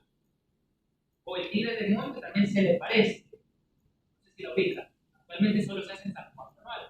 Es una representación teatral jocosa porque están algunos viejos, que les las comento, que van de cacería. Entonces quieren agarrar un venado, pero en eso también anda un tigre que anda persiguiendo al mismo venado, entonces ahí anda, en eso circula el teatro, es más bailado, es más jocoso. La parte chistosa viene cuando matan al venado o al tigre, dependiendo de dónde se lo hagan, a veces matan a uno o a otro, y comienza el repartimiento. Entonces aquí venía la parte jocosa. Comenzaron a repartir las partes con rima. La gordura para el señor cura, los chicharrones para los mirones, la no sé qué, el brazuelo para el sargento, pero el punto es que iban haciendo una rima. El Bizalco se desarrollaba hasta finales del siglo pasado en constituciones de Monte, que tenía unos parlamentos de náhuatl. Entonces son de esas pocas cuestiones, no en un canto como tal, ¿verdad? Pero sí tenía como esta composición, este elemento artístico, la que evocaba también el pasado de cacería del pueblo, de la República de Perú. Pero les digo, son muchas cosas las que hemos perdido lastimosamente. Los discursos rituales, por ejemplo, para los matrimonios, los consejos para los casados, o los consejos para el arreo de ánima de los muertos, los discursos que decían para que el alma se fuera, para que no quedara acá, claro, los marcados secretistas. Tal vez más adelante podemos hablar ya de esos temas más antropológicos, con otra ponencia, ¿verdad? Cómo se ve la vida, cómo se ve la muerte. O sea, que también en noviembre hacemos una ponencia de. Bueno, eso ya lo estoy pensando más en función del proceso, debe ser en el proceso. No, acá ya. Pero. Es decir, que ahora que estás platicando en lengua náhuatl son más que la misma comunidad. El ejemplo de la comunidad creo. Un canto así comunitario no existe. Por eso les digo, son adaptaciones a veces de canciones de verdad. O a veces que agarran la melodía y le ponen una letra propia. Claro, que cuando le ponen la letra propia dice un poco más de sentimiento de la composición del balanza, porque habla de la naturaleza. Generalmente en Santo Domingo las temáticas son, hablamos del barro, porque es un pueblo alfarero. En la canción se menciona, trabajamos la alfarería, hacemos comas de hoy, y se habla de los productos importantes, ricos. O sea, se hace una canción, el tema es importante porque llega contigo, tenemos maíz, tenemos. Entonces ahí sí se ven como las ideas de composición.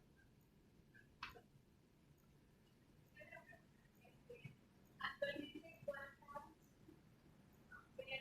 existen personas indígenas en tu país? ¿Dónde se encuentran? El tema es más interesante porque población indígena hay más que nahuatl, porque hay indígenas que no hablan lengua, que no hablan De hecho, hay personas que literalmente no hablan español. ¿Por qué lo sé? Porque eran un poco profesional y ellos hablaban muy bien. ¿Y de dónde era? No me acuerdo, pero sí vinieron. Creo que yo vi la noticia y eran de consonantes. No, pero yo creo que sí les andaban dando recorrido en náhuatl, porque era lo que digo, Sí, pero porque no podían, o sea, hay algunos que podían hablar nuestro idioma, pero había otros que no entendían. Entonces sí andaban a un traductor. mira, aquí en El Salvador, lastimosamente, la población hablante de lengua, todos saben castellano. O sea, por eso yo creía que si vinieron no eran salvadoreños. Y si andaban los de acá, Sí, era salvadoreño. y si andaban los de acá era porque el recorrido se lo iban a dar en náhuatl. Aunque todos saben castellano. Pero es que lastimosamente lo digo, todos saben hablar de castellano. Y a donde viven. Por ejemplo, la mayoría de municipios de Sonsonate, todos son indígenas. Santa Catarina, Mazaguán, Santo Domingo de Guzmán, Nahuatl, Nahuizalco, Bayúa, Santamitán, Aguachapán, Tacuba, Apaneca, Ataco, Ataco también es muy turístico, de población, es que mira, el ser indígena es complicado. ¿Qué es ser indígena?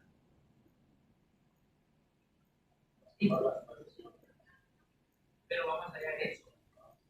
Miren, según la UNESCO, según la ONU, no recuerdo de las dos, pero una de las dos, el primero es el derecho de autodeterminación. O sea, el individuo debe de autodeterminarse indígena. Ese es el primer criterio. Un segundo criterio es una comunidad que lo comparte. Porque siempre me gusta poner este ejemplo. Si yo les digo que soy alemán, me van a creer. ¿Por qué no? Porque en individualidad no hay más. Pero ¿qué elementos tengo que no podía ser yo alemán? Bien, idioma, muy bien. Y culturalmente actúo como alemán. ¿Cómo actúan los alemanes culturalmente? Yo no les digo, vale, pero ¿por qué les pongo este ejemplo? Porque según estas instituciones, el primer derecho es autodeterminación. Y si yo me siento alemán, estoy en mi derecho. Porque me autodetermino alemán, por eso es lo que complicado de ser indígena. No puedo sentir alemán. Ustedes me deben de respetar porque yo me siento alemán. Y ahí está intolerancia. Pero aquí viene el otro punto, que es más social. La comunidad de respaldo. ¿En qué comunidad he sido socializado? O sea, mi entorno en el que yo me desenvuelvo no son alemanes ni se sienten alemanes. Entonces, por más que yo me diga alemán, no soy alemán. Porque no he crecido con los patrones culturales de ser alemán, ni mi comunidad me va a ver a mí como un alemán, porque no cumplo ni con el fenotipo que decía, ni con el patrón cultural, ni con el idioma, ¿verdad? Entonces, el ser indígena en Salvador es complicado, porque hay gente que lo podría decir, ¿te parece? Por este tipo, y no piensa ya. Entonces, no es tan fácil decir quién es. Podríamos decir que, por ejemplo, histórica hay algunos pueblos que tienen una marcada tradición indígena. Sí, Carlos Pérez, Morazán, Chilanca, Sensembra, Huacayagua, Conchagua, Lolotique, esto es oriente, ¿verdad? Zona central, Los Manuales, San Juan, San Pedro, Santa María Ostuma, zona central, Panchimalco, Izúcar, los Tezacuamos, Santiago, Santo Tomás, San Marcos, Occidente, la costa del Bálsamo, los de Peque, Chihuahua, Calapa, Tamanique, y los de Sonsonate, sí, porque tienen una marca históricamente, la se puede rastrear. Pero que tal alguno de ellos, en China no podría ser, como que la abuela quizás de bajada, pero no se siente bien.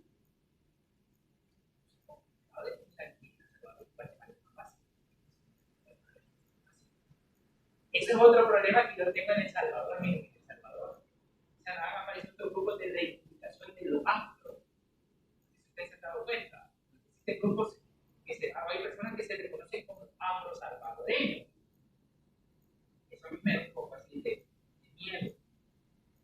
Porque yo no niego, pero claro, o sea, lo dicen los documentos. Aquí en esta ciudad de San Salvador, los libros de bautismo dicen cuando los españoles llevan a bautizar hijo de esclavo, hijo de fulana de tal, esclava de don Pedro, fulano de tal, porque lo registraban en la categoría étnica, esclavo, mulato, indio, ladino, lamorido, todas las categorías de la época. Entonces yo no niego, o sea, sí se introdujeron africanos, pero ¿cuál es mi miedo con esta gente que se reconoce más allá del fenotipo? Porque los fenotipos se conservan para largo tiempo. Y es que culturalmente en El Salvador, los negros, los africanos, no tuvieron un espacio de socialización por la misma condición legal de esclavo. O sea, no tienen la libertad que sí gozaban los indígenas. El indígena yo les dije que vivían pueblos de indios. Y en el pueblo de indios, ellos hacen sus cosas, tienen su ritualidad, claro, con la impronta colonial española, pero tienen una libertad porque no son esclavos de la corona. El africano sí lo es. Entonces, por ejemplo, supongamos que hay una hacienda granjera donde había esclavos africanos, de por sí que los africanos venían de muchos lugares, no hablaban la misma lengua entre ellos.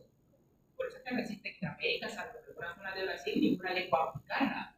Pero porque ni ellos entendían, porque a los africanos los agarraban así de cacería y revueltos, los portugueses, y después los vendían, los mercados negreros que les decían. Tenían ese impasse lingüístico, y ahora nosotros, metidos en una hacienda donde están trabajando, ¿qué libertad van a tener para mantener prácticas culturales? O sea, se asimilaron a nuestra población y se mestizaron. Al punto que se dijeron, claro, podemos identificar también algunos poblados donde la historia nos dice que tuvieron mayor cantidad de mulatos, Zacatecoluca, por ejemplo. Se llama Zacatecoluca incluso porque si no caen en lo que nació de Zacatecoluca, y que fue el libertador de los esclavos del 124 de Centroamérica, representa un negro, en parte de Zacatecoluca es una cultura de un negro, porque Zacatecoluca es un pueblo de esclavos. Sagalejo, también, pero culturalmente no se mantuvieron prácticamente. Por eso es que yo respeto la autodeterminación, sí, pero no podría estar de acuerdo con el argumento de que culturalmente se vivió una negritud en El Salvador. ¿Cierto? Centroamérica, Guatemala tiene, Honduras tienen en la costa, sí, tienen carículas, pero no coloniales. Todos los negros de este reino de Guatemala se perdieron y se mestizaron. Están metidos en todo. Tal vez si nos hacemos ADN, algunos más, algunos menos. Toda esa población de origen africana que tiene Centroamérica en la costa atlántica es del siglo XIX. Era de los naufragios de Jamaica. Todos esos naufragios que perdían los ingleses llegaron a esa costa y ahí se asentaron. Pero ya no son los esclavos africanos coloniales. Son más recientes. Por eso siempre no tenemos costa atlántica. Por eso no lo tenemos. Entonces, por eso es difícil en este país determinar quién es indígena y aún es más difícil decir que lo fuera negro, que sea colocho, que sea.